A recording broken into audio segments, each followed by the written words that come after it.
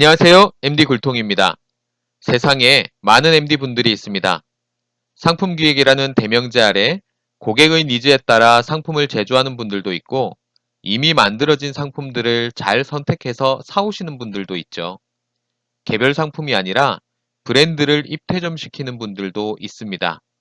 저는 유통업체에서 주로 MD 생활을 했으니 이미 만들어진 상품이나 브랜드를 대상으로 하는 경우를 많이 말씀드리겠지만 가능하면 다양한 MD분들이 공감할 수 있는 부분을 말씀드리려고 해요. 어떤 분들은 직접 상품을 다루지 않으니 백화점 MD는 MD라고 볼 수 없다고 하시는 분들도 계시고, 또 어떤 분들은 상품을 제조하는 쪽에 계신 분들은 멀천다이즈가 아니라고 하시는 분들도 있습니다. 그런데 제가 여러 상품군을 맡아보고 공급업체와 유통업체를 오가며 소위 MD라는 일들을 겪어본 결과 어떤 분야에서든 최고의 MD가 되는 길은 결국 하나라는 생각이 들었습니다. 각 상품군에 맞추어진 전문 지식도 물론 있어야 하지만 고객의 니즈를 발굴하기 위한 끊임없는 노력, 고객들을 대면하는 현장과의 의사소통, 숫자를 해석하는 능력과 돈에 대한 감각, 생산과 판매에 대한 이해, 상품을 더 잘 팔기 위한 방법 모색, 그리고 이런 능력을 구비하기 위한 열정까지 어느 하나 소홀히 해서는 안 될 것입니다. 그래서 저는 꼭 상품을 직접 바잉하는 사람만 MD로 불러야 할 것은 아니지 않는가. 어떤 형태로든 고객이 원하는 상품을 고객 앞에 가져다 놓을 수 있다면 MD로 불러도 되는 것 아닌가 하는 생각을 합니다. 제 영상이 깊이를 가지기 위해서는 전문적이고 실무적인 부분부터 다루면 좋겠지만 컨텐츠가 너무 지엽적이 되는 것도 우려되고 선입견도 생길 것 같아서 영상을 개설한 초기에는 MD라면 가져야 하는 기본적인 자세에 대한 내용부터 짚고 넘어가고 싶습니다. 그래서 첫 내용으로 시장 조사를 열심히 하고 기록을 하라는 말씀을 드렸고, 두 번째로 이메일 하나를 보낼 때에도 배려를 하라는 말씀을 드렸죠. 서론이 길었습니다. 이번 영상은 데이터에 대한 이야기를 하려고 합니다. 역시 기본적인 사항이지만 매우 중요한 부분입니다. 개인적인 의견입니다만 MD는 돈에 대해 자유롭지 않다고 생각합니다. 판매를 전제로 한 바잉이잖아요. 브랜드마다 추구하는 스타일이 있고 새로운 디자인과 소재로 스타일을 제안하고 고객 니즈를 발굴해야 하지만 어디까지나 타겟으로 설정한 고객이 이를 받아들여야 합니다. 재고란 무서운 것입니다. 상품으로 팔려나갈 때에는 많은 부가가치를 벌어주지만 팔리지 않는 경우에는 재고로 돈이 묶이고 보관료에 처분 비용까지 들어가죠. 때문에 물건을 바잉하는데 많은 책임이 따릅니다. 그래서 경험이 적은 MD일수록 MD가 잘 팔리겠다고 판단하는 상품이 아니라 기존 판매 데이터에 근거한 바잉을 해야 한다고 생각해요. 흔히 데이터에 근거한 바잉을 하라고 말은 많이 하는데 뭘 봐야 할지 막막한 경우가 많습니다. 그래서 짧게나마 어떤 데이터들을 봐야 하고 해석하는지 말씀드리겠습니다.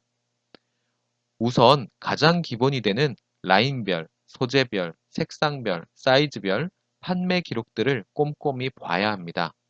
가능하면 엑셀로 정리해서 각각으로 정렬을 해보시고 합계도 내보시고 비율도 어떻게 되는지 확인하셔야 합니다. 판매되는 개수도 중요하지만 저는 전체적인 비율의 변화가 더 중요하다고 생각해요. 상품의 디테일도 판매에 크게 영향을 좌우하기도 합니다. 가방끈의 길이를 조절하는 기능이 없다거나 잠금 장치가 버튼인지 지퍼인지 등에 따라 판매율이 달라집니다. 가방 바닥에 징이 박혀 있는지 가죽이 그냥 닿는지도 차이가 나죠. 정답은 없습니다만 디테일에 따라 구분을 해보고 합계를 내봅니다. 그걸로 일단 충분합니다. 최소한 한 번은 의식적으로 읽었기 때문이죠. 가능하면 3년 정도의 데이터는 한꺼번에 봐주는 것이 좋습니다. 많이 보면 볼수록 좋지만 최소한 3년 정도는 봐야 경향성을 판단하기가 좋습니다. 입고되고 난 후 상당한 기간이 지난 후에 판매가 발생하거나 늘어나는 상품이 있습니다.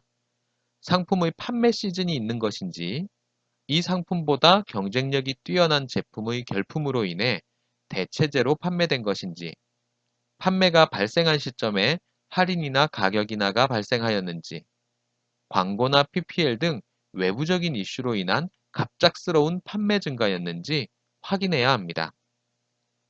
체화재고 상품을 떨어낼 목적으로 할인에 인센티브까지 넣어서 겨우겨우 판 상품들을 갑자기 판매 수량이 늘어서 재고가 부족하다고 추가로 발주내는 경우를 부지기수로 보았습니다. 팔린 사유를 모르면 이와 같이 답답한 상황이 많이 생깁니다. 현장과의 소통이 필수죠. 따라서 MD는 바잉을 할 때 상품의 바잉 목적을 명확하게 하고 바잉해야 합니다. 가능하면 바잉 수량이나 금액 옆에 간단히 사유를 기재하는 것이 좋습니다. 해당 상품의 판매 데이터와 비교하고 내가 바잉한 사유와 결과가 일치하는지 확인하는 것이 필요합니다. 앞서 얘기했던 체화재고의 경우 애초 바잉한 목적이 할인 시즌용 판매였다면 그건 잘못된 바잉이 아니라 전략적인 바잉으로 볼 수 있겠죠. 바잉한 의도대로 결과가 나오지 않아도 됩니다만 의도가 불분명한 바잉을 하면 시간이 지나도 결과가 개선되기 어렵습니다. 매장의 숫자가 늘거나 줄면 판매량의 변화가 커집니다. 트렌드가 나빠지는 상품이라도 매장이 확대되면서 판매 숫자가 늘어나는 경우도 생기니까요. 만약 판매 채널이 온라인이나 모바일이라면 짧은 시간에 매우 큰 숫자의 변화가 일어날 수 있으므로 특히 유의하여야 합니다. 의미가 있었든 없었던 다양한 각도로 합계를 내보면서 분석한 자료를 어디엔가는 기록을 해놓으세요. 표나 그래프로 정리하면 더욱 좋겠지만 엑셀이나 메모장에 무작위로 치시고 저장해 놓으셔도 됩니다. 보기 좋은 분석 자료가 바잉을 돕는 건 아니니까요. 내가 다시 보고 기억을 끄집어낼 수만 있다면 형식은 크게 구애받지 않으셔도 됩니다. 다만 어떤 데이터를 어떤 기준으로 분석했고 어떤 결과가 있었다는 내용은 적으세요. 이를테면 20년 SS 시즌 LLG 색상별 판매 현황 검정색 43%, 브라운 23% 하는 식으로 말이죠. 오늘은 기본이 되는 숫자에 대한 얘기를 해봤습니다. MD는 결국 숫자와 기록에 익숙해져야만 합니다. 좋은 영상을 위해 구독과 알람 부탁드릴게요. 고맙습니다.